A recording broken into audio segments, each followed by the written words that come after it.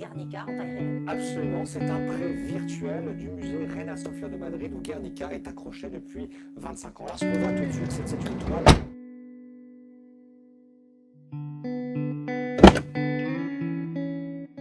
Une ampoule, entourée d'un halo lumineux, aux éclats piquants, symbolise le feu venu du ciel. Juste sous l'ampoule, la tête du cheval attire le regard. L'animal est éventré et transpercé par une flèche. Son hennissement de douleur matérialise l'incompréhension des victimes, animales et humaines, face à cet événement soudain, inexplicable et injustifiable. Son corps est recouvert de petits traits qui font penser de loin à des caractères de journaux. Peut-être une allusion aux articles annonçant la nouvelle du bombardement. Picasso l'a presque entièrement dessinée au trait, ce qui la rend à peine visible. C'est un traitement symbolique. Au cours de cette journée dramatique, la paix s'est effacée devant la guerre.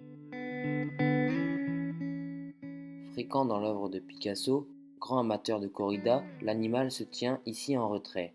Sans doute faut-il y voir l'incarnation de l'Espagne, mais selon le peintre, le taureau est avant tout un animal massacré comme le cheval.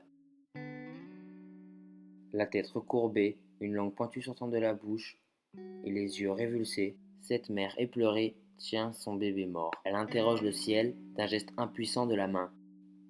C'est une figure de Madone, proche de certains portraits de Dora Maar, que Picasso surnommait la femme qui pleure.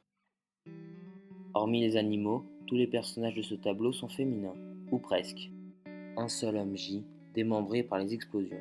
Près de la tête, son bras tient encore fermement un glaive brisé. Guernica s'était vidé de ses hommes, partis combattre auprès des républicains. Le glaive brisé symbolise peut-être la résistance héroïque mais impuissante face à l'horreur.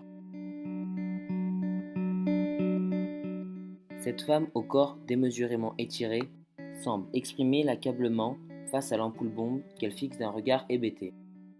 La démarche lourde, le corps en partie dévêtu, elle ressemble à ces survivants abasourdis qui ont dû errer dans la ville en ruine après le bombardement. Une partie des bombes testées sur Guernica étaient des bombes incendiaires. Cette femme, aux bras levés et aux cris désespérés, se jette de la fenêtre de sa maison en flammes.